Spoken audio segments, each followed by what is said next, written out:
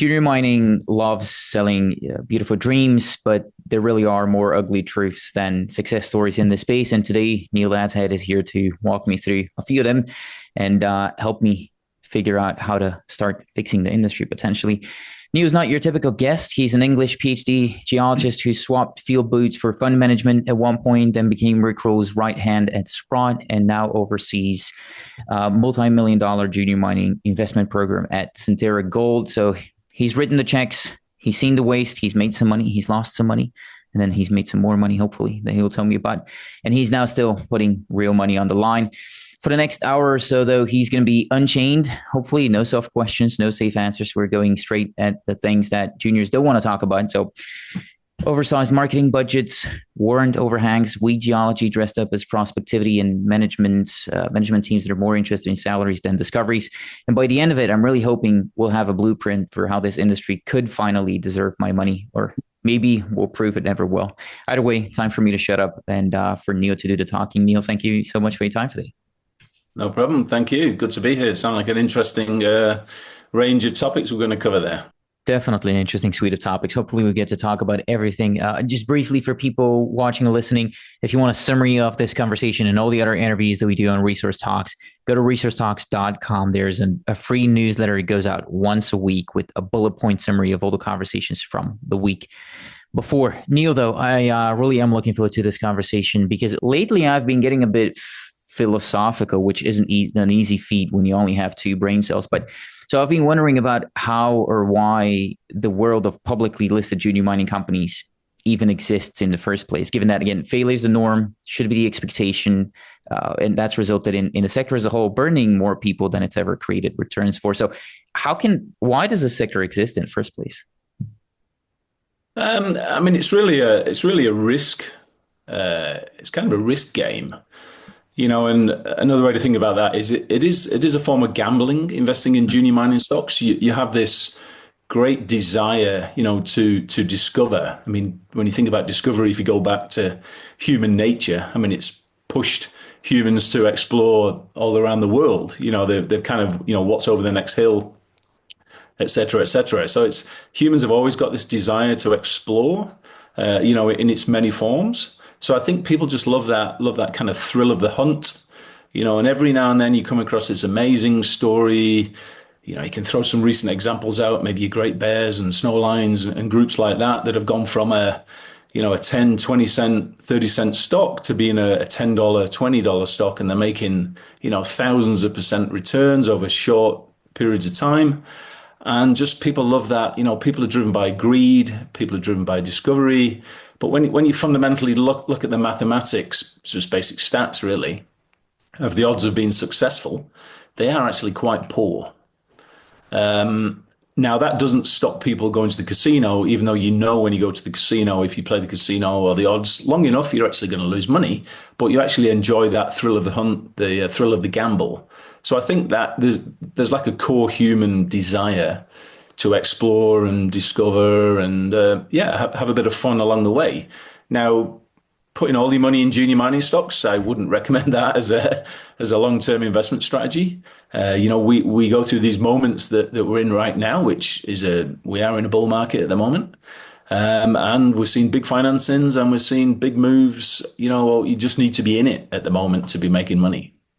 So it's kind of, you do go through these windows of, great optimism and bullishness, and we're in one right now. We're seeing great returns on equities. You just had to have bought a basket of them 12 months ago, and you'd be sitting on a 50 to 100% gain right now. So it's kind of so it exists for that reason. I think people do still appreciate having a bit of fun, having a gamble, hoping they're going to back the next discovery. Is it the most efficient way to finance the mining space as a whole, though? Because that's oftentimes the argument that I get in return is it's broken in many ways, but it's the most efficient way to finance mining just because of how risky it is. You mean finance exploration, or you mean finance? When I say finance mining is exploration is part of that mining process, right? So essentially, the only way to get the metals out of the ground is to finance these risky early stage exploration companies, because they got to find it first, and to finance that, 1 in 200 chances, that's what you need.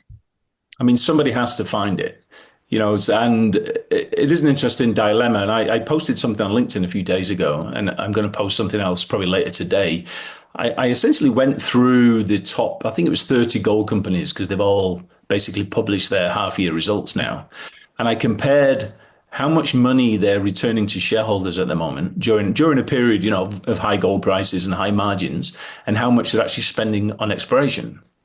Now, I did that with no real aim, no real mandate. I wasn't trying to prove anything. I didn't really know what the answer was going to be, but I found essentially that the major gold miners at the moment are giving 6 times as much money back to shareholders than what they are spending on exploration. And I kind of think, I was thinking, does that feel right? Should that be what's happening right now? But interestingly, when you looked at the top 10 gold companies in terms of market cap, they were giving back 8 times as much money to shareholders than what they were spending on exploration. Now, some people will say, oh, they should be spending more on exploration. But exploration, because their mines are finite, but exploration is a risk business. You can spend $100 million in 6 months and you don't know what you're going to find. Highly likely, you're not going to find anything.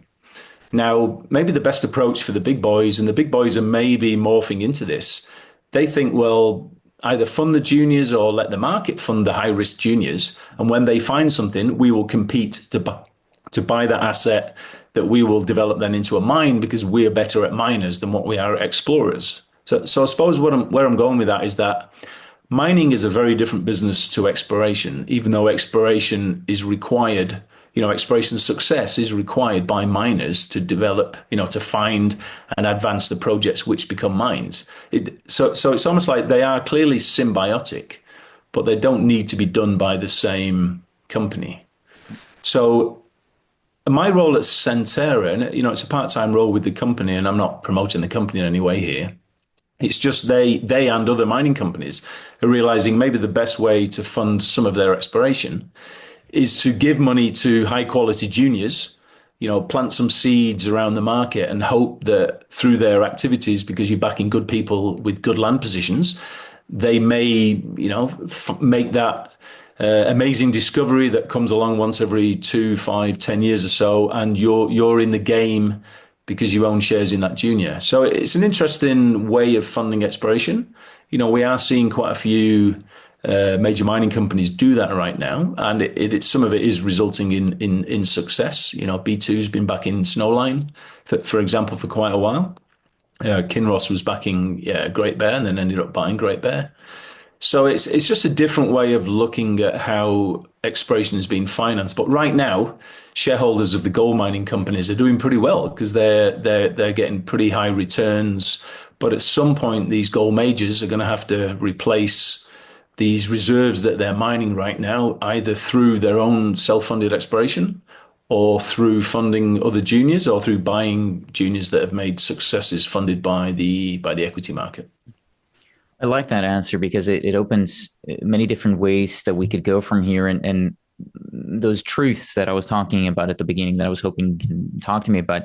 But ultimately, I want to drive from here to how do I survive and potentially thrive in a space where depending on whose numbers you want to look at, there's only 1 in 200 companies that amounts to anything meaningful over a meaningful period of time. And so how do I do it as a small time speculator essentially? And I know it's broad, but we can narrow it down from here on out. But how do you spot that 1 out of 200? What are you looking for? One thing I want to see, and again, I suppose you have to go back to the Lassonde curve, and it would be good to see, a graphic of the Lassonde curve on the screen here. You have that period at the start there where you have this speculative period, and you really want to see growth in value per share in the early days of an exploration company, and it's really driven by, I suppose, in part, it's driven by the sort of warmth in the market, but that tends to take all stocks up at different rates. Mm-hmm. It's driven by the effectiveness of the marketing of the company. Some companies are very good marketers, but it's driven by, positive results that come from essentially from prospecting, that then turn into sort of soil anomalies, geophysical anomalies that then get funded, in terms of drill programs. And it's when you start to see those great drill results come out is when you have the maximum lift. Now, trying to predict that is very difficult. Even the best geologists in the world haven't got X-ray glasses and can't see into the ground.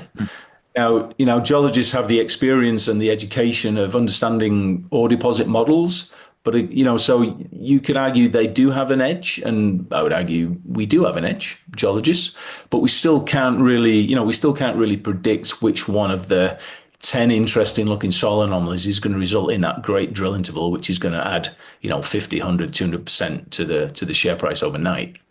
Now, that's kind of the stuff you dream about. In my experience, I've backed more losers than winners when I think I'm trying to play that game. But in a way, I would argue the people who've given me money to invest on their behalf, they want me to take those shots. Even though when you look at the probability of them being successful, despite all your great geological insight, it is still a pretty high risk game. But it is kind of a fun game, and people want exposure to that fun and that gamble and that potential lift. And they kind of love the bragging rights. That they love to go down the pub and say, I own 10,000 shares in this. It went up 50% yesterday, and they're bragging to their mates who are also doing junior mining. And there's actually an element of that too. So it is very difficult to actually predict what is going to be in a drill hole. The way I would try and do it in my fund when I was managing a fund on the Sprott platform was react to the drill interval. So a junior would put a hole out. You'd see the headline at 6 o'clock in the morning on the West Coast. You'd think, oh my God, have a look at that. I remember when Rupert drilled the first hole at Ikari. I saw that hole. I looked at the press release. Within about 10 minutes, I told the trader, buy 500,000 shares at a certain price, straight out of the gate. That was the game I tried to play. So I was being reactive to discoveries, not trying to actually predict the discovery. So it's kind of a different way of doing it. And the way I played that game and the way I marketed myself and my fund was that I said, well, because I'm a geologist, I can read the press releases and I can react to positive news, ideally better than the average guy in the street who just sees a grade and a thickness headline, but maybe doesn't really understand, can't really put that immediately into context. How do I look at it if I'm not a geologist? It's a question that I have here on my list, and so I'll ask it towards the latter part of the conversation. But and I'm assuming while you were at Sprott, you ended up, the fund grew under you, right? You essentially ended up making money while you were there, right? Yeah. It's kind of a long story. I went back to Sprott, and I was actually at Sprott from 2012 to about 2017. I had a bit of a break, and I was working with Rick for those 5 years. Had a break for about 18 months or so, and then got invited to go back to Sprott to create a fund. And I thought, well, let's create a fund where I'm trying to react to discoveries. So I called it Drill Driven Alpha. I was trying to react to alpha events that were driven by drill intervals. Can't remember exactly how much they raised out of the gate. I think it was about 20 million, but it ended up growing. It waxed and waned as the market went up and down, and we had success. At one point, the fund was about 80 million. I think it ended about 50 to 60 million. I left in about mid 2023 for various reasons. And the fund ended up positive, which even though it was up and down a fair bit, I was it was very volatile, but I didn't get any complaints from LPs, so they kind of could stomach the volatility, and they were paying me to try and jump on these discoveries, and some of them we jumped on, and some discoveries just keep going, and some discoveries just fade out even after a great drill hole. Yeah, so it was a great experience. I'm really glad I did it. It was kind of gave me a few sleepless nights as well. It was a bit of a real roller coaster. Well, it's not so bad when you're losing your own money, but I took it very seriously when I was losing someone else's money, including my own. I was the fourth biggest investor in the fund, so I was a significant investor. But it was a great experience. I'm glad I did it. I learned a lot. Does that make me a better investor after going through it? I would say it does. I would say I probably pick less losers, if that's a better way of saying it. Or I know when something's not working, so I know I will take a 20% loss rather than riding it all the way down and taking a 70% loss. I I think it did save you some money in case you wanted to paint your hair white. It actually already did it for you, so you didn't have to buy the dye. Certainly did. Yeah, I used to have a big curly head of ginger hair, and yeah, after being a fund manager, yeah, it very quickly went grey and mostly fell out. I have a little bit of experience with having orange hair myself, so I can tell you what you have there is a trade up. Where I was going with this, Neil, is that I was wondering the money that you've made or the value that you've generated in your career, was it mostly due to the market giving sort of a lift, or did you create it through that geological alpha there? I would argue most money's made in the market due to beta. Hmm. And by that I mean Yeah. the tide coming in, the tide going out. Sometimes you just got to be in the game. If you'd have bought a load of stocks 1 to 2 years ago, and you'd be sitting on a basket right now, for example, to just look at GDXJ, for example, or any of those indices. But so over time, I think if you measure over time, that's probably the biggest uh, determinant of whether you make money or not. But over the short term, yeah, if you play a stock right, and you make a 500% return, a 500% return will cover a lot of losses. Hmm. A lot of 20 to 50% losers over time. So again, the whole argument of the drill driven alpha concept was that you'd make money in any market. And you can make money in any market. If you're in the worst bear market, if you're in 2015 or, one of the absolute desperate years, 2013, 14, 15, when it was really grim, you'd still have stocks that went up 1,000%. You just had to be very, very picky on getting into those stocks as soon as possible, recognizing the discovery from the press releases, digging in as much as you can, making sure you understood everything about the capital structure, et cetera, and hanging on. A challenge in this business sometimes, that I find this challenge myself, is you back a winner and then you get a bit nervous because you've had 10 losers on the trot. You're up 50%, 100% on the stock, and you think, oh, I'm going to check out here because I've got a win. And then your 100% winner becomes a 1,000% winner, and you're just like, all I needed to do was do nothing. And that is actually a challenge for some people. And I found that to be a challenge. I found that to be a challenge to hang on.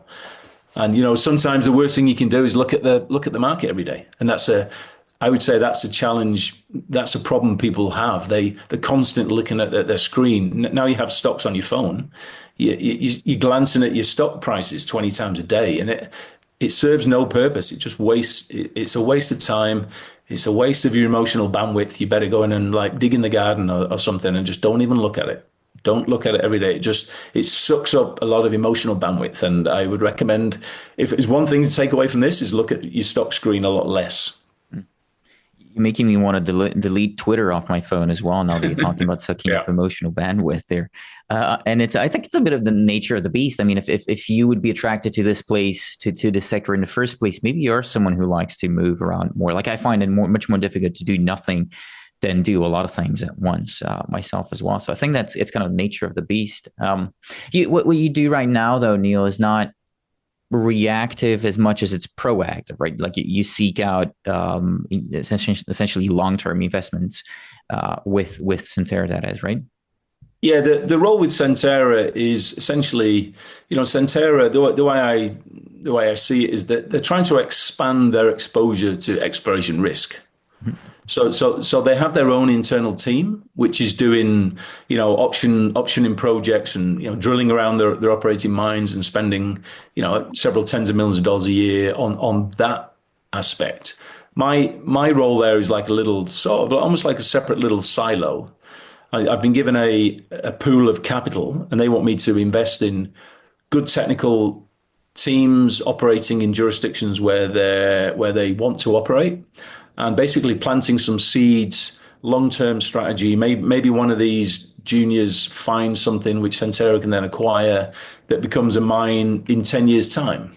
Mm-hmm. That's really it. But the aim is not to make money out of the shares. And I have to keep stressing this to people. It's not. I am what they call an internal fund manager, and I think we're going to see more of this going forward because, the majors are making so much money at the moment, and at some point they're going to say, Can we, are we really getting rewarded for these shareholder returns that are 8 times the exploration budget? Whereas maybe we should be spending a bit more on exploration, but what's the best way of doing it? It probably is backing the higher quality juniors. So I think we are going to see the majors put more money into into the juniors. So again, I'm not trying to make money out of the shares. So I really had to retool my brain as to how I'm thinking about these companies. I started my career as an exploration geologist, seeking capital and then allocating capital in the field. Then I was 20 years basically allocating capital to other people, but with the aim of not. It wasn't really to make a discovery. The aim was to make money out of the shares. That's the fundamental role of an analyst and their fund manager. Whereas now I've gone back to being essentially, I see myself almost as like an exploration manager inside a major mining company, but with a budget that I'm not determining soil sampling programs or drill budgets. I'm actually outsourcing that to quality teams and allowing them to do exploration and hopefully make a discovery. And through that relationship and that capital allocation, that results in hopefully Centerra being competitive on acquiring a discovery from one of these juniors at some point in the future. How much money is that? Is that something Centerra discloses? It's not been disclosed. I don't think it's secret. At the moment, they've invested. The total investment is 20 million Canadian dollars. There is more. The value of that book is worth over 30 million Canadian dollars. So internally, the investment has had a plus $10 million Canadian return on the balance sheet for Centerra, which is immaterial for the size of Centerra. But there's been 5 juniors that have been invested. Centerra owns 9.9% in 5 of these juniors. I'd like to say we've got a very good relationship with all of the juniors. I talk to them regularly. One of the juniors has optioned projects to Centerra. Centerra is now spending money on the ground on some very interesting looking geochemical projects in Ontario. They're talking to other juniors about optioning other projects. So it's created a very good symbiotic relationship. It has expanded Centerra's good risk, good exploration risk. It's expanded their exposure. And the $10 million Canadian gain is just a bonus. It's just the way it worked out. Partly due to the companies being high quality, and partly due to just the tide rising in the market. So a little bit of alpha. Probably the majority of the gain is beta. Mm-hmm. Just the market lifting. But yeah, I mean, it makes me look pretty good. So sitting on this plus 50% gain over 18 months. And bringing in good exploration opportunities for the company. And I think other gold majors are doing this at the moment, and probably base metal companies too. And I think if you do it properly, if you have the right person managing it internally, and that I think is key, maybe somebody with good capital markets experience who does have a technical background and knows who's who in the juniors, I think we're going to see more of this inside the majors. And I think it's a good additional source of future capital for the junior exploration sector. Yeah, I wouldn't be too mad at you if you made me $10 million either. So I do understand where Centerra is coming from. How do you spot good teams or good companies though? And I suppose it might be easier if we flip that around and talk about how do you spot red flags quickly and efficiently when you start looking at something, because I can imagine a bunch of things cross your desk. How do you, and it's actually now that with social media and everything and newsletter writers, retail investors also have a lot of stuff crossing their desk on a daily basis. So how do I quickly flip through that and be like, nope, discard this, discard that? That's very difficult. That's very difficult for say a retail investor comes in, somebody like yourself, somebody young, somebody who enjoys the sector, likes the thrill of it. How can you know who the people are behind these, whatever it is, 2,000, 3,000 listed and private junior exploration companies? It's impossible. Now, you can do your own sort of poking around the internet, I suppose. Myself, I'm just about to pass 58. I've been a geologist. I was in the field for essentially, so I did a PhD and then I worked as a geologist for 10 years. I then had 20 years on the buy side, and I forced myself, I suppose is one way to say it, to basically take every single meeting. I lived in Vancouver for 25 years. Vancouver's kind of like the sort of Silicon Valley of junior mining. There's hundreds of companies there, all sorts of promoters. So I must have had 10,000, 15,000 meetings. I must have been to 500 site visits. I go to as many conferences as I can. I absolutely pack the day. So I've met thousands and thousands of people. And by the end of, I often would say to myself, I think I might be sufficiently competent to manage someone else's money when I'm 50, just basically due to experience of the sector and a bit of a who's who. So I've built up this contacts database over 25 years I've got 9,000 entries in it. So I've got 9,000 V cards and I work on it daily. It gets updated daily. Am I in So there? I'm you're starting in to there, yeah. I'm starting to You're get in worried there. here. Probably everybody we met in Yukon on the recent trip will be in there, and probably some of them would have been in there for 20 years. Guys like Mike Berkey, who I've met multiple times, et cetera, et cetera. So, but that's basically my IP. And in it is opinions of the people. So, have they done good things in the past? Have they done bad things? And there's various. I suppose we could get into what I think of bad things.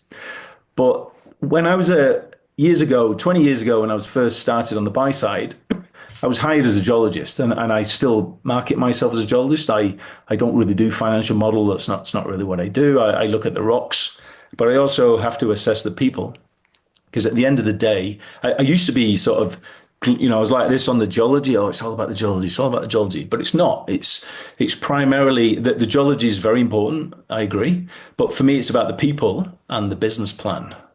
So I will get sent a pitch, and the first thing I do, I don't really look at the rocks. I don't look at the geological scenario. I look at the people, and if I don't get past that people hurdle, it's just an immediate fail. I just hit delete, and I'm not going to back those people. Now, that has hurt me a couple of times in the past because, people who don't have the greatest reputations can go on and make discoveries. Sometimes because you just can't predict, sometimes people drilling holes, what they're going to deliver.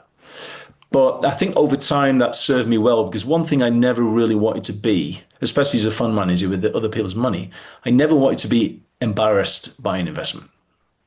I never wanted to say, oh my God, I own 5% of this junior.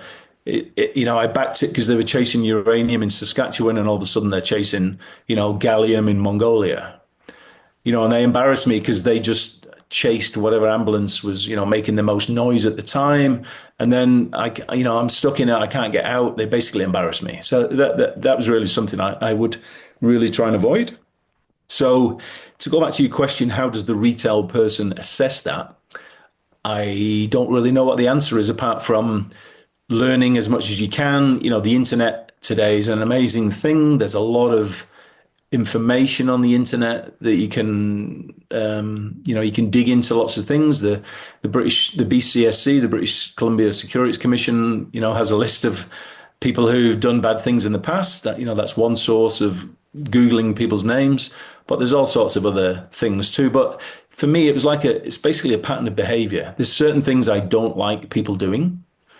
For example, every junior has to market, but I don't like it when I see juniors do excessive amounts of marketing. Whereas some juniors basically market that they do mineral exploration more than they do mineral exploration.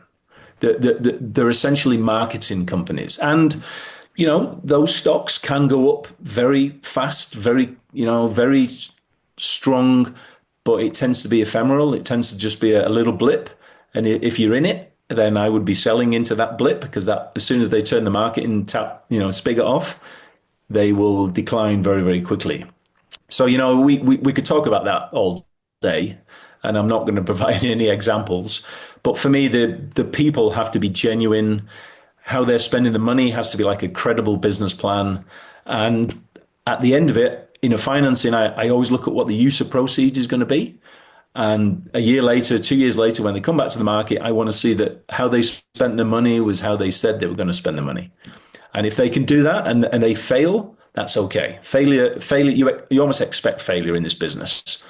I just don't want to, I'm okay backing failures. I don't want to back mistakes. I really don't want to have a portfolio of mistakes. People who I said they said they're going to do something and they end up going doing something completely different, and I just don't want to be part of that. Say what you're going to do and then do as you said Yeah. you were going to do is essentially the concept that it comes down to. And I'm writing it down because we're going to be back to it for sure. But you just said you want to back good people.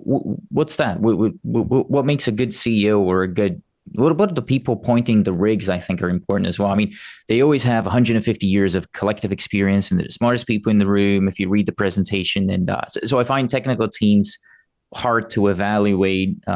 CEOs a little bit easier because they have a reputation that's you look at the stock price of companies they were involved with. That's already part of the research. But yeah, how do you do it? How do you evaluate people? That's difficult. The CEO is the person you're going to evaluate the most primarily because that's generally the person telling the story. Not being too rude to investor relations people, but I don't really want to hear the story off an investor relations person, even though some of them are super talented and ultimately they become CEOs. I want to hear it from the CEO. And I want that CEO to present a vision, to come across as a leader. And the CEO hires their executive team, so you hope the quality of the CEO quite often reflects the quality of the people they hire. The quality of people will be attracted to a quality CEO. That CEO, a key part of a CEO for a junior mining company is telling the story Mm. and being able to raise money. I've met some great geologists, people I've been in the field with, the superstars. They understand the rocks, they understand the concepts of exploration. For whatever reason, they then become a CEO. They go to Bay Street, they come to House Street, they go to London. They can't raise money, which makes them a poor CEO. I'm sorry to say it. If I see you, if I see experience that you can't raise money, you're a poor CEO. Sorry, I personally would probably be quite a poor CEO. I don't think I'm very salesy. I don't think I'd be very good at raising money. So I'm not going to try it. So that's a key part of being a CEO. Some of the great CEOs I've met are technically very good, but they realize that as a CEO, their job is not to do the technical anymore. But because they're technically competent, they can hire good technical people who are the people you said, who are the guys on the ground or the girls on the ground designing where the drill hole should be, because it's that drill hole that's going to make the discovery. So and it's quite often you have to trust the CEO's ability to hire those people. But that's why site visits, and we can talk about site visits, how important they are. And not many of us get to go on them and basically get invited on them. But to actually go in the field, spend a few hours or a day or two, whatever you need, with the technical team, and just to get a sense of their competence and their ability and their experience, that is so crucial. Yeah, I would come away from a site visit just saying, I've met a great team here. Maybe they're not on the right part of the project right now. I don't really know that, but I don't feel like they're going to drill a discovery hole in the next 6 months. It's almost like I don't care. I'm going to back these guys. I'm going to give them money for the next 5 years. I'm going to participate in every financing because I think this is a top quality team. And eventually that they hopefully are going to pick up the piece of ground that's got that discovery on it that's going to take the stock price to the moon. Mm. I'm a little disappointed that we're not going to be getting an Adshead Bell Copper and Gold Explorations Inc. With you as a CEO. No, I don't. I don't think you'll see me as CEO. No, and I've got the greatest respect for CEOs. I'm chairman of a junior right now, and I interact with the CEO a lot, and he's working super hard, and there's not enough hours in the day, so he's learning. He's coming up a steep learning curve on what it's like about being a CEO, and I'm trying to. And he understands. He's a smart guy. Mm. He's having to learn where to let go and hire the right people to do the jobs that he can no longer do. So even though he's got a PhD in economic geology himself, he's realizing his primary job today is kind of marketing, selling the story, raising money, being a boss, and he's got to hire the superstars that are going to drill the hole in the right place. Yeah. So, and interestingly, and going off on a little tangent here, I think he's inexperienced as a CEO. So through my travels, I've met many geologists who've become CEOs, And some have had amazing success, some have had amazing success that then had, certain failures, and some have just had failures, but they've all got amazing experience. And interestingly, we're actually going through a series right now whereby we are interviewing these CEOs like a one-on-one. And we've had 3 so far, and I've got a list of about 25. So over the next year or two, as part of a mentoring program, myself, the CEO of the junior, and these experienced geologists who've been CEOs, we're basically going through these fascinating interviews right now. It's a shame in a way, we can't actually record them. But I'm learning a huge amount from these too, but it's helping sharpen the focus of the CEO, of the junior, where I'm the chairman. So I think this sort of mentoring is crucial. But again, going back to how easy is it for retail to identify a good quality CEO? It's quite difficult. It's quite difficult, and I can only do it to my level today through 20 years of experience on the buy side. Allocating hundreds of millions of dollars into dozens and dozens of deals and following those deals through the ups and downs of the cycle and the ups and downs of discoveries or non-discoveries. I've met Curtis, who you're talking about here as well, and I was impressed by his ability to pitch, which is not something that you see a lot in geologists turned CEOs, right? They're a private company, unfortunately, so I guess we can judge them better by the state of the share price if they ever go public, or if you guys ever go public. Is ultimately the team more important than the rocks, though? Can a very good team turn a mediocre asset into success, or is that the first thing you look at?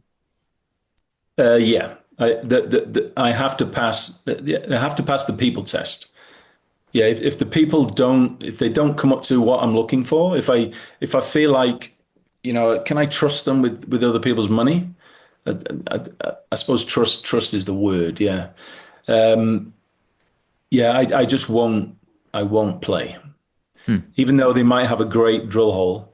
And I won't mention any names. I've missed a couple where maybe I won't back the people, but they end up going on and making a discovery. The stock goes to the moon. I'm like, great, well done, round of applause, give the guys a gong, but the people weren't for me. So I do want to see the people side is crucial. The people side, and also the business plan.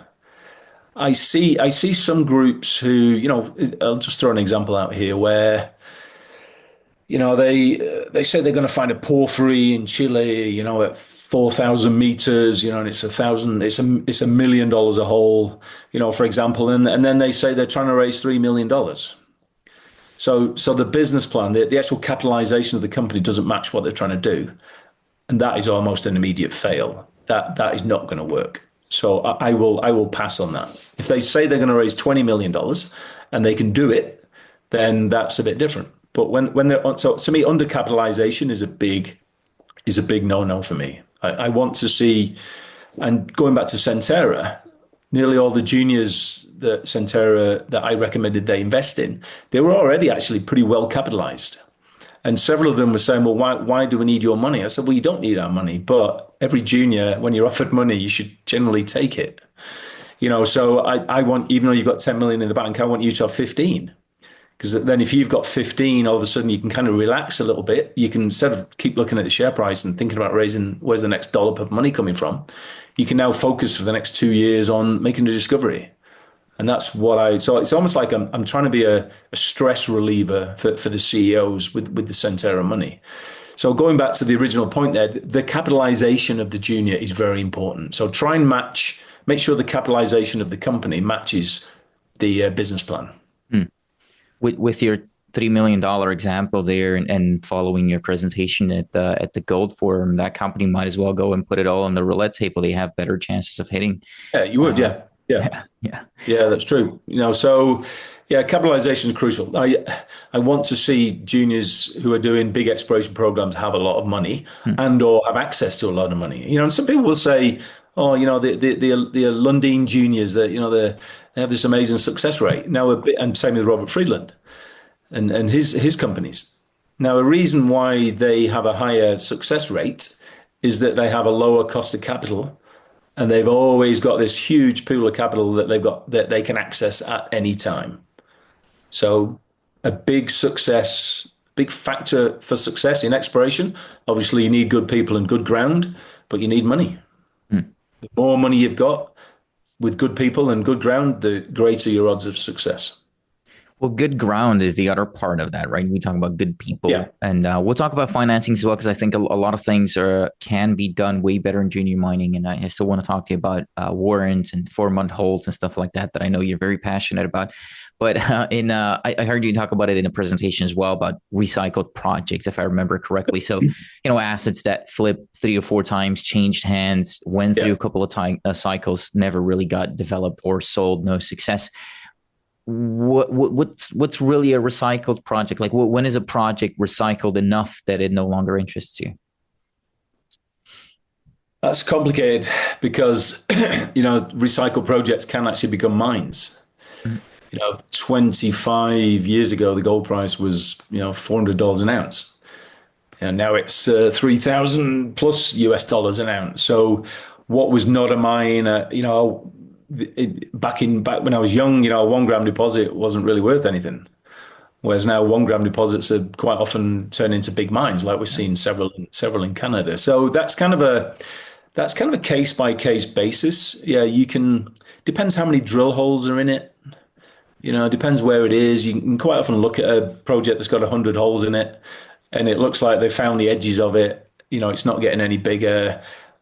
And a new junior will come along and just drill 2 holes in the middle of the old high grade zone because it's just like a market play. Mm-hmm. Maybe they've rebranded the asset. Maybe it's not been drilled for 30 years and everyone's forgotten about it. So you do see that now. You can make money on those stocks if you're a retail investor. If you get in at the right price and ride it up and jump out at the right price, you're making money. That's kind of more of a trading game rather than an investing game. As a fund manager, when you're putting one, two, three, $4 million in these things, you can't do that because you can't really get out because you don't really have the liquidity. Mm-hmm. So I wouldn't really play those games, but retail investors can play those games. Yeah, so that's kind of a tough one with a recycle project because I have seen projects. There's a good example in Australia. There's a big zinc deposit called Century. And it's called Century because it was discovered a century before they basically turned it into a mine. So these things come and go, and some projects can have 100 holes in them. If I'm not mistaken, Eskay Creek was like hole 107, was it? Which was actually the discovery hole, something like that. So you just don't know. If the prospectivity is there, but maybe they drilled in the wrong place. Geophysical technology improves all the time. The actual ability to detect anomalies. Somebody comes along with a new geophysical tool and runs it over a 50-year-old project and finds a hot blob off to one side that's never been drilled. All of a sudden, the old retread can become a new mine. It's just it's kind of a complex topic, that one.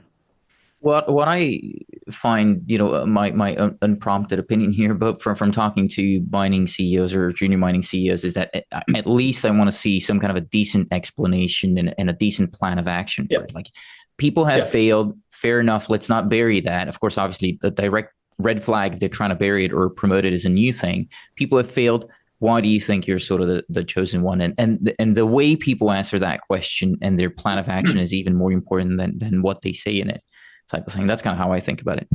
Yeah, no, that's a good way to think about it. Yeah, or basically, what are you going to do differently? That the groups before you didn't do, and quite often these projects, when you look at the history of projects, they quite often fail because they basically, and it's what I was saying before about undercapitalization, that they essentially run out of money, and then they hit a wall in a bear market. Hmm.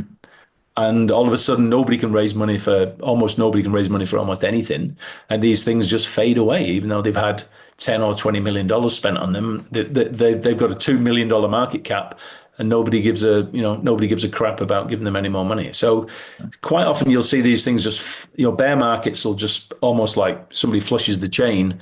90% of juniors all of a sudden just can't raise any money. Some juniors still can raise money, but most can't. And that's often what stops these projects advancing. I think it does give you an edge and a big edge being a geologist and a PhD geologist in your case. But For someone like me, geology is still very much a struggle, although I find it incredibly important and interesting. What are sort of the basic checks, if you will, that you run when you first hear about a project? You said grade thickness, that's kind of the obvious thing, or Yeah. orientation and metallurgy and what is it that you're looking for kind of on your first pass look at it? Well, obviously, you look at the grade. Now, in a headline, you'll see a mean grade. You'll say, oh, it's 5 grams over 20 meters. Now, the first thing you look at is that, so that's 100 gram meters. Now, is that 100 grams all in 50, 1 meter? So basically, how smeared is it? Is it continuous grade over the interval, or is it badly smeared? So going back to that Rupert example, and this was crucial for me when I looked at that press release, the Ikari discovery, and I'm looking at this 20 minutes before the market opens. The grade distribution down that hole, and I can't remember the exact interval. It was basically tens of meters at 4 or 5 or 6 grams. Now, the grade distribution down hole was amazingly continuous, so similar to snowline. And when you see, so grade is important, but grade continuity is very important as well. So you really don't want it all in one little zone and then badly smeared in the headline. You kind of want to see grade continuity. So that's crucial in the discovery hole. So gold is, famously nuggety. You generally don't see the same degree of nuggetiness in lithium or copper, for example. So yeah, grade continuity is something I really look at. An obvious one is depth. Somebody's claiming, oh, we've got 500 meters at 1 gram. And you go, okay, that's okay if it starts close to surface. If it starts 600 meters down hole, you've got a bit of a problem. Now, it's not necessarily a problem immediately. It's a problem eventually, because it's going to have to be a bulk tonnage, underground mine. Now, a challenge for me from an exploration perspective, in let's call it a normal market, so not a bull market, not a bear market, is that to drill off a resource at 600 meters depth is going to cost you a lot of money. So that's important to me. Is basically how deep is it, but also where is it? Is this 5,000 meters up a mountain in Argentina or in outback Alaska, or is this sort of just off the highway just outside Reno? And it's near surface. So a 1 gram interval in the geological. Sorry, in the depth and the geographic context is very important as well. I've also heard you talk about the way companies news release Yeah. asset related developments like this, like drill results, for example. And you talked about selective drill results or selective, more like selective disclosure, really, but so highlighting intervals without providing that full context to people who are maybe non-geologists or people who Yeah. actually read it. So can you expand on that? What is it that you're looking for? What's selective disclosure? What do you not want to see in there? Well, I mean, it is selective disclosure when you think about it. I'm not sure if there's rules on what you can put in a headline from a news release when you think about it. Um, I mean, this is a separate complex topic too. Now, you'll see a junior report, I don't know, 20 meters at 5 grams gold in a news release. Now, that might be from 30 drill holes. If you open the news release, you might go, okay, that's our best drill hole, and you understand why the junior puts their best drill hole in the Sure. news release headline, because it's like a newspaper. It's like clickbait. That really is what most people only look at, is the headline. So you're trying to attract people, but you could also say, well, that is selective disclosure, because what about the other 29 drill holes that have got nothing in it? Nobody's going to say, we drilled 200 meters and we basically got no significant assays. They're not. You're never going to see that in a headline. So there is selective disclosure there from that perspective. Now, a personal bugbear I've had, and this has been going on for quite a long time, and I know people who've lobbied the stock exchange to change this, is that myself as a shareholder and everyone else, yourself and all your readers, your listeners, sorry, you've essentially paid for those drill holes. Yeah. You've paid a teeny weeny portion of this company that's drilled 30 holes. You should have the right to see the assays for every one of those holes. So a junior is only showing you the data it wants to show you. It's not showing you all the data. So what I would like to see with every press release that includes drilling is a simple spreadsheet that's got all the assay data in it, because you've paid for it. So why is that junior only showing you what it wants to show you rather than showing you all the data? And really that data should be available in with three-dimensional coordinates so that anybody these days you can download. I mean, it's quite easy to understand how to use these bits of software, but you can get these 3D viewers and you can import the data into the 3D views. You can twizz it around and you can see how those drill holes occur in three-dimensional space. And that's really what a geologist does, but it's not actually that difficult. So that's the problem I have with the disclosure for drill holes, especially that I feel like, hang on, I've given you millions of dollars to drill these holes. Why are you not showing me all the data? I have an easy filter for that. That kind of works with sort of my 75 IQ thinking here. But I look at the number of drill holes. So they're like drill hole, whatever, AG 2025 1. And then if the next hole is AG 2025 12, what happened to the 10, 11 holes in Yeah. between? It's kind of what I look out for. No, I do exactly the same thing. And, we can discuss. I mean, visuals is another one. Hmm. Should companies sort of rush to announce they've got, a speck of gold, 500 meters down some drill hole in the middle of nowhere? Again, I get why they're doing it. It sounds like I'm complaining about the junior. I'm not really. It's just, is it that important? Not really. Really just wait for the assays. But I understand the junior's desire to feed the market. It feels like people want news all the time. The average investor's attention span these days is quite short and it's shrinking all the time. So they feel like they've got to sort of constantly feed news. But unfortunately, quite a lot of news. A news release is supposed to contain material information. But unfortunately, quite a lot of news releases don't contain material information, or they actually don't include material information, which to me, a whole load of zeros in a drill hole is just as material as a drill hole with mineralization in it. It tells you, yeah, actually, that's a very good way of putting it. That's not something I've thought about. But the way I, again, thinking about how I do it, not understanding everything is when I'm done reading the news release, and that's step one. Like, you got to read the news release from not only the headline or the highlights, but when you're done reading the news release, do you feel like you understood it? And if you didn't, is it sort of your mistake? Is there's jargon or whatever, something that you don't understand geologically, or was there just not enough information in there? That's also a quick filter that I use. Yeah. Ultimately, though, it's a lot of these issues that there are in our space. They have their roots in money, like visual assays. What do people do? They want to get their stock price up, Sure. so that maybe they can raise capital before the assays and they can keep drilling or something like that. So I think financings and the way they're done is something that can actually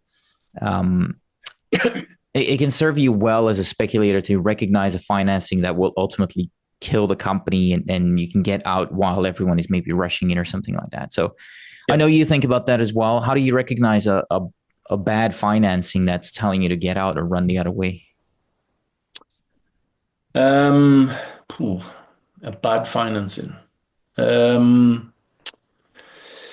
it's quite a complicated one. It depends if I'm in it or not.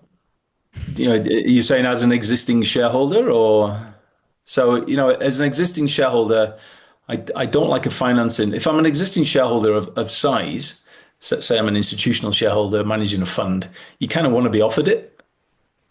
Sometimes a financing might happen and you're not offered it, even though you're an existing shareholder. You don't see Canadians, for whatever reason, and I believe it's the stock exchange reason, they don't tend to do rights issues. Yeah. Whereas in Australia, you get lots more rights issues. And I think a rights issue is very fair. So it feels like if a CEO is doing a financing, I'm in it, I'm not being offered it. The terms are too sweet, and by that I mean the discount to market is too high. There's a warrant on it or whatever, and it's like very sweet terms only offered to select people. That would certainly annoy me, especially if I was an existing shareholder and I wasn't offered it. Somebody who supported the company in the past. So that's one example. Sometimes raising, as you said, raising money where there's visuals. And it's like you're waiting for the assays, but then they do a financing in that window. Now, you could argue, should they do a financing? Can they do a financing because they've got material information they've not published? I would argue they shouldn't do a financing. I'm not exactly sure. I'm not exactly sure on the rules, but I'm sure I've seen financings where clearly they've drilled holes, clearly they've looked at the drill core, but then they do a financing before they put the assays out. That to me doesn't feel right. You kind of almost want to. I think in Australia they basically call it something like cleansing the market. You have to have every piece of potentially material information has to be in the market before you can do a financing. So again, I don't know if we're going to compare TSX to ASX, but I find the Aussie market a bit more, yeah, a bit more. I don't know what the right word is, transparent or I don't know, accountable sometimes. Yeah. I did an episode about that on with Mark Bennett. I don't know if Oh yeah. yeah, Yeah. No. kind Yeah. of a geologist turned CEO who's actually done things well a couple of times, and we talked about differences between the Aussie and the Canadian markets. There certainly are. There, warrants is one part of it because. And I do want to talk about warrants because I believe that bringing attention to them and how they're being used in Canada, how they hurt our market really is one of the few real attempts to actually save Canadian mining. You've called them corrupting the market before. So why, how does that keep happening? Like, what is that? Why has the Canadian market killed them off? Is it incompetence? Is it a collusion between brokers and promoters? Is it a necessary evil? Yeah. What do you think about that? It's not a necessary evil. It's definitely cultural. Hmm. I think it's something that brokers like because they feel makes it easier to sell the unit. They can say, look, you're buying this stock for 10 cents. We'll give you a warrant for 2 years for 15. You're basically getting this warrant for free. If these guys are successful, the stock goes to 50 cents. As well as making your 5x on the stock, you're making a 3x on the warrant. So you're basically souping your gains. Now, I feel like it changes depending on where we are in the cycle. Right now, we're probably getting more financings done without warrants. Juniors don't need to provide warrants at the moment. They don't need to provide that sweetener. There's a lot of capital out there right now looking for investments. So I kind of cringe a bit when I see a junior. I saw one recently. I won't mention the name, even though I quite like the company. They basically did a big discount to the market on the financing, but then put a full warrant on it. I think it was for 3 years. And I was just like, why are you doing that? And one thing you've got to look at with the warrant is what I call the warrant premium. So what is sometimes the premiums are very low, as in the warrant price is only 25% higher than the share price. Now, if you're going to do a warrant, and I don't really like them anytime, you kind of want it like 100% premium. You really want the share price to reach high for that warrant to be in the money. Otherwise, sometimes just a mispriced warrant, you don't even know what a mispriced warrant is at the time they're issued. And by a mispriced warrant, I mean you can sit there with a stock that's got like a 30 million warrant position on it at 50 cents, for example, and the stock's at 35. And every time the stock tries to get through that 50 cents, it just gets hit by selling because people go, well, I'm going to sell the shares or I'm exercising the warrant. And you just end up with what's called a warrant overhang. And it just warps the market. It does kind of corrupt the market. I don't like that. Now, if those warrants weren't there, the stock would probably keep drifting higher as people want to buy it.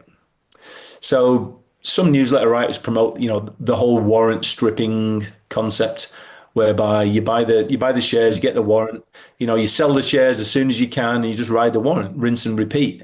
And it kind of forces people just to play this short-term trading game, trying to clip a penny here and there. And I just don't like that. Maybe I'm old-fashioned, and I prefer people to invest in good people and good companies.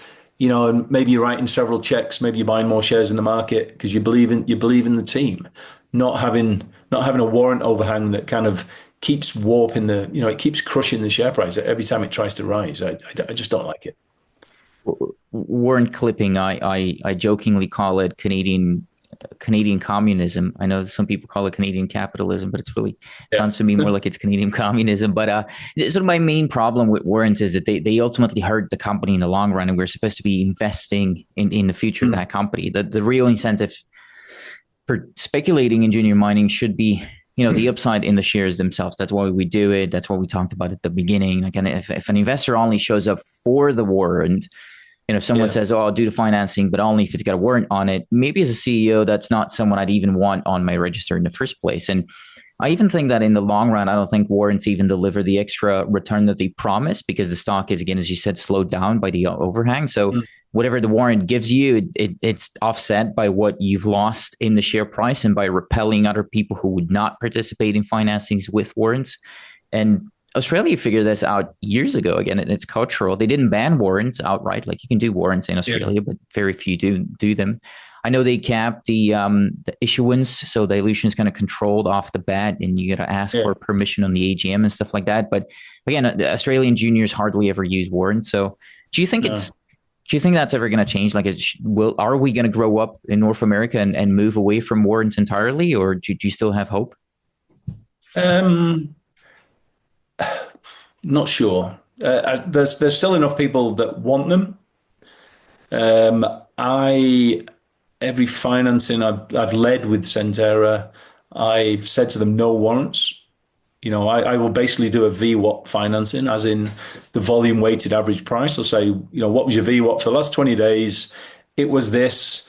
It's 50 cents. Okay, we'll do the financing at market. I'm not trying to screw you guys here. Perversely, as I say to them, perversely, I want to give you more money. I'm not trying to screw you. I'm trying to give you as much money as I can, Yeah. because I feel like the more money you have, the more chance you're going to be of being successful. Obviously, as long as you spend that money wisely. Now going back to warrants a little bit, warrants occasionally have a positive side. I've seen big financings. I remember Cisco did one years ago, maybe going back 15, 20 years. And they did this huge financing during a bull market, and they had a warrant on it. Now, as the warrants were about to expire, the stock sometimes, if the company's doing very well, can just smash through that warrant ceiling. It can just go straight through it. It can be 50% higher, 100% higher. And then the warrant overhang's gone. Then the warrants, there's two ways to look at the warrants then. The warrants are actually dilutive to the company, because they're having to issue shares at 50 cents when the stock's at a dollar. On the positive side of those warrants, they're actually a fee-free, stress-free financing. I seem to remember the Cisco financing. It brought in tens of millions of dollars at a time when they needed the money. So Cisco didn't need to go market. It was basically fee-free money, but it was dilutive because the share price was a lot higher. So if those warrants didn't exist, they would have been doing a financing at a dollar, not issuing more shares at 50 cents. So they were actually, it was good that they raised money through the warrants, but it was bad because it was dilutive and they could have raised money at a higher price. Mm-hmm. Now, culturally, I just think there's too many, the Canadian brokers have got used to issuing warrants. When you think about it, if you're a broker, the more attractive you can make the product you're trying to sell, and you make it attractive by, one, making it as cheap as possible. So you're forcing the CEO to take a bigger discount to market and provide that warrant sweetener and as a future sweetener for it. The more you can, screw the CEO down. Again, depends where you are in the market. In a bear market, the brokers hold the cards. In a bull market, you like to think the CEOs hold the cards because it's very competitive. So I think as long as the brokers keep the power and the influence, I think you find most CEOs do not want warrants. I think if you were to poll 100 junior company CEOs, they'd all say, actually, I'd rather do a warrant-free financing because it creates a mess, a bit of a landmine in the market for them in the future. But you'll probably find every broker in Canada wants to have the warrants because it makes the products easier for them to sell. The easier it is to sell, the more they can upsize it, the more fees they get paid. Yeah. And it's ultimately that sort of a us versus them mentality as well. When you're providing capital to the company, you shouldn't be looking to get the most advantage of it now as you're providing capital. You should be looking to get the most advantage for the company so that you can profit from the company doing better later down the road. It's kind of like a natural, Yeah. logical thing that a lot of brokers seem to do it the other way. They want a 7 and 7 fee structure. Yeah. 7% cash, 7% in warrants, and then they want a discount to VWAP, and otherwise they're not doing the financing, which Yeah. I No, just no, find it strange.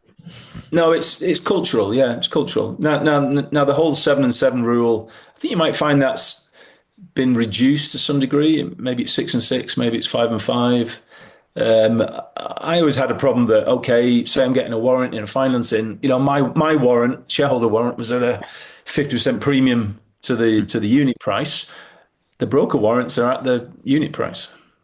Yeah. So the brokers are getting a sweetener here. You talk to an Aussie broker or an Aussie issuer or a London broker, they laugh at the Canadians at the fees they get. Mm. They laugh at this 6 and 6, 7 and 7. I have seen 10 and 10, occasionally in a particularly poor quality junior generally. So I mean that in a way is a bit of an indirect way to assess a junior is the fee at which they're paying the broker. If this is a high demand company and the CEO is smart and a good negotiator, he can get the fee down to 3. Mm. He might get 3 and 3 or 4 and 4 or no broker warrants or something like that. Now, when you see that in the press release, and I nearly always look at the fee structure. If you can see that they're getting a low fee financing, that financing was very, very competitive. A lot of brokers want in. There's a lot of demand for it. If you're seeing like an 8 and 8 or a 7 and 7, that CEO didn't really hold many cards in the negotiation, and they're forced to take that money because that's the only option they've got. So There's it is actually valuable. Sorry, I'm just saying it is. And there's a good takeaway there. It is valuable to look at the fee structure in the financing, and sometimes you might not even see that in the news release. Quite often you don't have access to the term sheet, but if you can find out what the fee is, the fee structure of the financing, that tells you the sort of strength of demand for the financing. Yeah, that's a very, very good point. There's information, there's data in there Yeah. about the whole company in that financing news release, which I think a lot of people just ignore. And I used to ignore them until recently, actually. But it can tell you, what do you think it tells you more about? Does it tell you the most about the financing capabilities of the CEO? Does it tell you about the state of the market? Because maybe sometimes, a good financier is in a tough market and they have to give warrants in order to keep moving forward. What is it? What is it telling you? Well, I think you know where we are in the state of the market at any particular time. Yeah. Right now, you're in a bull market because you're seeing multiple financings every day. Multiple financings are getting upsized. Juniors who couldn't raise 3 million 2 years ago are raising 20 million today. You're in a strong market right now. I suppose one way to look at that is you'd maybe build up a database in your head as you read these press releases on the financing, just to get an idea, right? Okay, we're in a bull market. If somebody's getting 5 and 5 or 3 and 3 or something in this sort of market without a warrant, that CEO and that company is in high demand. Yeah. I mean, some brokers are probably going to call me up today and say, why are you beating up on us? But nobody should really be paying 7 and 7 with a discount, a big discount to market, and a warrant on it in this kind of environment. Hmm. You shouldn't be paying that right now. Now's the time. CEOs should be holding the cards right now. CEOs should be raising money, I would say, on their terms, because there's a lot of money that wants to come in right now. There's a lot. We're seeing big financings every day. Hmm. How much dilution is too much dilution though in this case? Because you are right. Like companies that couldn't raise a couple of million a couple of months ago can now raise double-digit millions. So in Australia, it's capped at 15%. You can opt for a special situation where you can raise up to 25% of your shares outstanding in your market cap there. But how much is too much dilution? Is that something you pay attention to? Like is there too big of a financing? One thing I always look at with the financing is use of proceeds. What are you going to do with the money? If somebody's just going, if someone's got a $10 million market cap and they're raising 10 million and they haven't really got a very good use of proceeds, I'd be very nervous by that. I'd be nervous about that for several reasons. One which we might talk about is the 4 month hold. Mm-hmm. You kind of go, what happens to that stock after 4 months? You got this 4 month hold ceiling. How much of that stock is going to get smashed out after 4 months? So yes, I agree that too much that there can be too much, but I do believe there are rules on the TSX as to how much you can issue over a certain period of time. Similar to the ASX. I think you see it more in the ASX because basically in every proxy you're allowed to vote on it.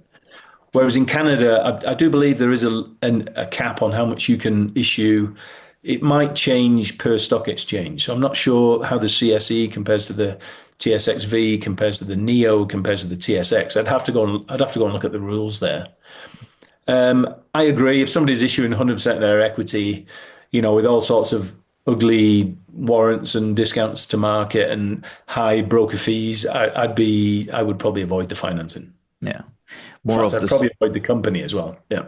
Well, that's it. Yeah. Moral of the story is look at how the financing is structured, and then avoid. Typically, bad financings will correlate with bad companies and therefore bad outcomes. You bring up a good point. That's also a good way, a good segue into the way companies spend that money. Like when I interview company CEOs, I often open the video with an overview of their financials and also a focus on two ratios there. One of it I call the exploration to administration ratio, and then the second one is the drilling to marketing ratio, where again, essentially you want to see more money going into the ground than into the executives or the service providers' pockets.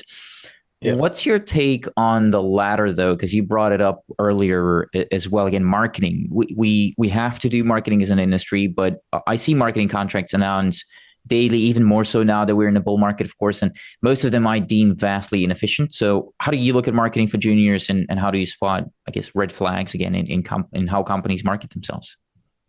I mean, a good initiative in Canada, and I don't know when it came in, but it's relatively recent, is that Canadian issuers, especially on the smaller exchanges, now have to publish their marketing contracts.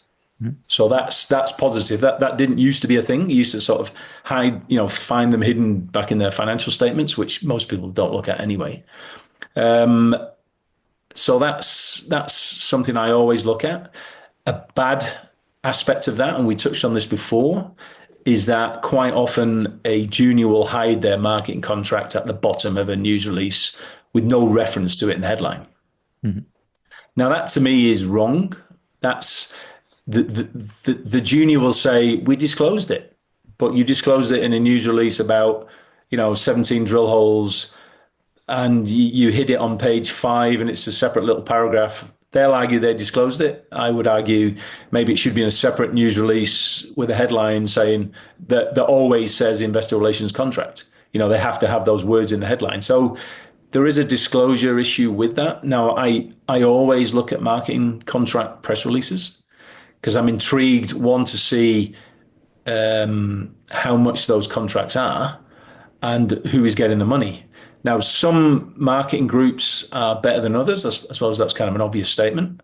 If I see certain marketing groups mentioned, I know it's going to be a not a pump and dump, but it's going to be a short-term fluffing. The share price is going to shoot up and then the share price is going to shoot back down.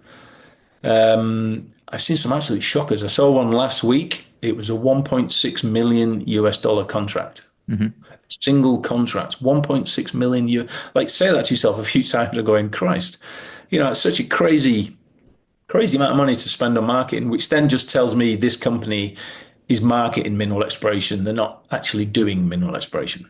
Yeah, that was this week even, I think, and it was a 1 point. And it's also interesting when it's one group, because in that example you're bringing up, it was one group getting that. So what are you getting out of that? No explanation about that in the news release whatsoever. Well, what I always do is then go down a rabbit hole and go, who is this group? So I chased the group down. I had a look at it, and it's got nothing to do with junior mining. Got this individual seems to have a flock, has a certain MO, nothing to do with mining. He just probably has a lot of people who follow him, and this person probably at some point just says to his flock, buy this stock. 5,000 people rush on their Charles Schwab account and buy it all at the same time, and the stock goes up. And I'm just going, oh, really? Is that what you want? So I would. I'm not saying I blackball that company, but I'd certainly downgrade that company in my view, and the individuals involved who probably made that decision. I did see a press release a couple of years ago that had 17 marketing contracts in one press release, which was kind of shocking. And there was another one. Again, I'm not going to mention any of these names. You can find them if you poke around. I do generally look at marketing contracts every day, and there was another one that had several marketing contracts, and they had spent over 3 million Canadian dollars on these marketing contracts. And you went down the list. I'm like, oh my god, there's like eight of them. And when you went and looked at each of the groups, they were all in Vancouver. They're probably all mates. And I've seen some quite shocking marketing contracts, generally in very small juniors, and it looks to me borderline. I don't want to say illegal, but it looks almost like it's a way of getting the money out of the company, which essentially goes to a friend. I then see zero marketing in the next 12 months, and I go, well, where's that money gone? And it's essentially the majority of a $500,000 equity financing. I saw, without mentioning any names, this group raised 560,000 Canadian dollars. 10 minutes later, and I'm not joking, it was like 2 days later, a press release came out. They spent 400,000 of that money on a no-name BC numbered company with a residential address in outer Vancouver that there's nothing to do with marketing. I'm going, well, hang on, where's that money gone? A shareholder's not paying attention to this, and I couldn't believe it. So it's almost like these marketing contracts are a way for, let's call them, the less reputable people in certain cities to extract money off junior mining company balance sheets rather than spending the money on exploration. Is there a range for that money? Like what's too much, what's too little marketing? Because you do want the company that you're in to be telling that story effectively and efficiently. So yeah, what are those ranges? The best form of marketing for me, I'm not sure there's a range on the dollar amount. The best form of marketing, the CEO should be the primary marketing person, assisted by the IR or the communications person. And I've met some great IR people, very smart, very dedicated. Now, the best sort of marketing expenditure for me is somebody who you give them the money and they open the door for the CEO into the the pools of capital in Geneva or the pools of capital in Miami or the pools of capital in Toronto or St. John's or London, wherever. That form of, let's call it a finder's fee, a facilitation fee, call it whatever you want.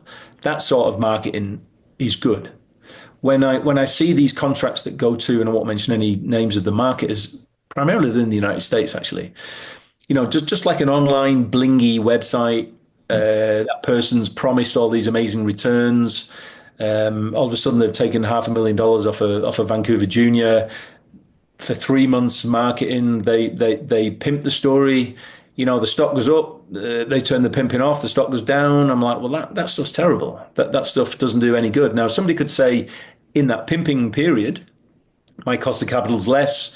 I can raise some money, but it feels like somebody's been fleeced here along the way. It's not sustainable. So to me, good marketing contracts are, let's call them introductory contracts. So say there's somebody in Belgium who can get access to a dozen funds, dozen family offices in Brussels. They get paid 20,000 euros for that. That's a pretty good contract. And then it's up to the CEO who then walks through the door to sell the company to those juniors. Now, you kind of want that also, the people who the CEO is pitching to understand the story before they walk through the door. They understand it's a junior mining stock, it's $50 million market cap, it's a liquid, we're exploring for, rubidium in Mali or something, rather than, there's nothing worse than you fly all the way to Brussels, you walk through the door, and these are like, $50 billion family offices that only invest in, $5 billion companies. You kind of have to make sure the marketer is matching you with the right sort of investor. Mm. There's nothing worse than you fly all the way to Brussels, period. Like you could have entered the sentence there. I've been in Brussels a couple of times at least, and I can Yep. say that that's fair. But you don't like bull markets, do you? I find the problem I have with a bull markets are great for selling. Mm. Um, bull markets, one of the problems with bull markets is that it's peak capital misallocation. It's almost like everybody can raise money. A lot of people, a lot of external capital that wants to come in. They want to jump in it. They've not really done junior mining before. Unfortunately, they jump in near the top. They don't sell. They ride it all the way down. Then they hate junior mining for the rest of their life and never come back. Yeah. So I mean, I love bull markets for a place to sell some stocks. You can still make good money in a bull market. It's pretty hard to jump out near the top. Everybody, that sort of greed kicks in. But really, the challenge I have with bull markets is the capital misallocation. There's a lot of money raised. There's a lot of money spent on poor quality projects that ultimately we wear that in the next bear market. As Rick Rule will often say, bull markets beget bear markets, beget bull markets. And it's kind of true. It's almost like we had this great bull market that ended really in 2011. And then we basically wore that for the next 5, 6, 7, 8 years. We had a big, long bear market on the back of that bull market. Now, you could argue because we had quite a grim, long bear market, maybe this bull market's going to be good. And it's the problem with calling a bull market is people think, as soon as you say bull market, they think, oh, it must be a top. It's time to get out. It's like, no, no, no. A bull market can run for several years. We could just be in the early innings here of this warm market.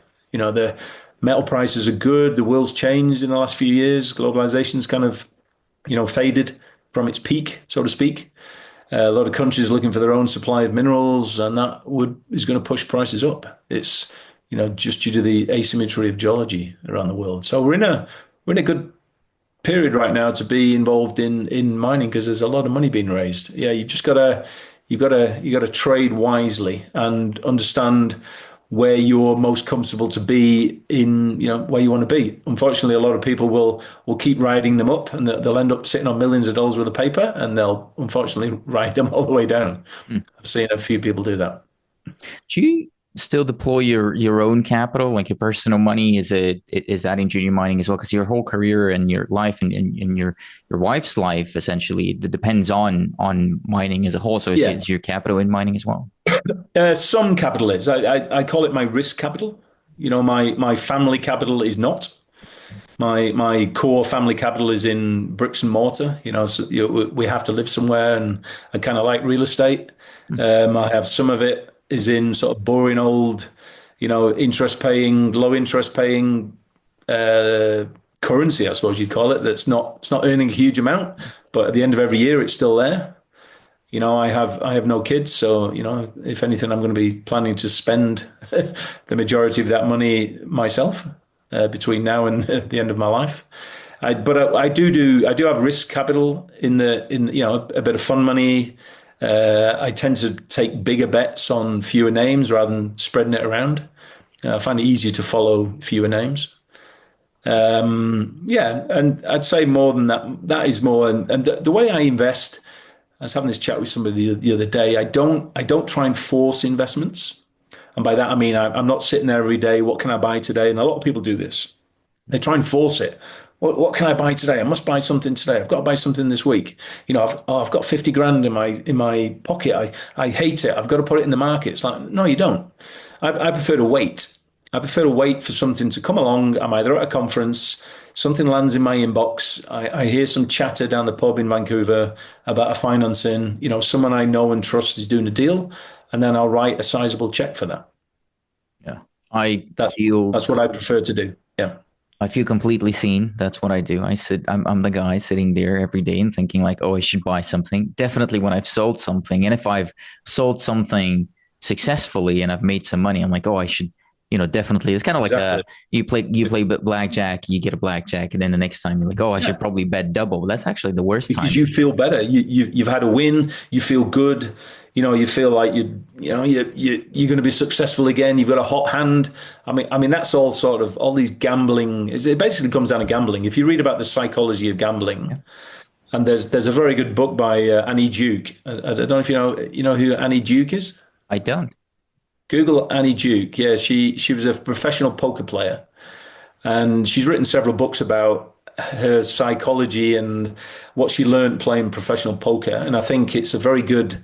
It taught me a lot about decision making, and just sometimes you just got to take a deep breath. Go for a walk. Don't feel like you need to force a trade. If you start forcing yourself to invest, you will make mistakes. I see it right here, and I recognize the book, the front page of the book, "Thinking in Bets" is Thinking one in of them. bets. Yeah, it's a very good, and as well as maybe making you a better gambler, for want of a better word, I think it just improved my decision making just in everyday life as well. So it's a very interesting book to read. I think I've read it 3 or 4 times, and I have it on the shelf behind me, and I'm probably going to go and open it again. And I think it's time to read it again. The other one feels almost personal. It says "Quit." That's just the whole title, and maybe that's personal Okay. advice from me right there. I why I asked you, Neil, if you invest your own money, because it's something I've been thinking about is position sizing. How do you even begin thinking about it? Given that, going back to what you said at the beginning, the Lassonde curve is often where you start. So do you go larger positions the more you go to the right of the Lassonde curve, and the smaller the more you're to the left? Or like, how do you think about position sizing? I probably don't really think about it that much as a personal investor. As a professional investor, institutional investor, when I was the fund manager, position sizing is crucial. It's crucial for, I suppose, two big reasons. The obvious one is liquidity. As a fund manager, you might be investing in a $50 million junior, and you own $2 or $3 or $5 million of the junior, and you just can't get out. You're basically stuck in it. And if you own too many of them, then all of a sudden your LPs want their money back. You have a problem, and that's why some fund managers obviously can't touch the smaller caps. Now, personally, from a sizing point of view, I don't really have any particular rules there. Yeah, I used to just have I mean, it's almost like a daft rule. I would just invest. If I was going to do an investment like a private placement, I'd just put 20 or 25,000 Canadian in it. Now, some people might say that's not a lot of money. Some people say that's a huge amount of money. But I would just almost have a fixed size, and it was almost like, why did I do that? And it was because I didn't know which ones were going to work. It's like trying to think this one's the amazing one. Say you've got $100,000 and you go, this one's the amazing one. I'm going to put 50 grand in it. It's like being down the racetrack, and you have a favorite and you're absolutely certain it's going to win, and you put the majority of your wager on it, and it doesn't win. You feel absolutely terrible. And then you just have like a speculative bet on one that comes in at 50 to 1, and you only put $5 on it. Mm. So it's kind of, sometimes you just don't know. So I try to almost take the sizing out of it by just writing the same check each time. Mm. And here I'm talking about similar sort of early stage speculative juniors, whereby it's probably somebody I know, they're doing an early stage financing. Yeah. So, I mean, going off on a little tangent there, it depends on the financing. Sometimes being in Vancouver, you can quite often get exposure to early stage deals. People you've got a good relationship with them. They will offer you some, to use the Vancouver phrase, they'll offer you some cheap paper. They'll offer you some of the 5 cent stock. And, usually, generally, especially in this kind of market, you don't turn that down.